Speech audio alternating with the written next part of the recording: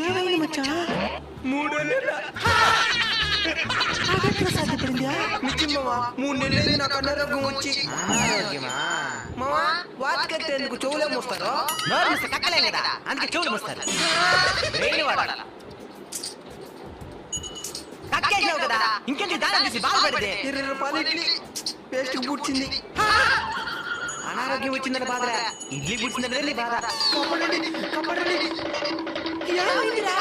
మన స్కూల్లో దగ్గర స్టఫ్ అని రాస్తున్నారు. సరే దగ్గర పోయి స్టఫ్ ఏంటంటే అడిగితే కొత్త వస్తున్నారు. అవును మావా, మొన్న నేను పోయాక కూడా నన్ను కూడా కొట్టినారు. ఎక్కడున్నావు నువ్వా? సార్ ఎందుకు సార్ మా వాళ్ళు కొడుతున్నారు?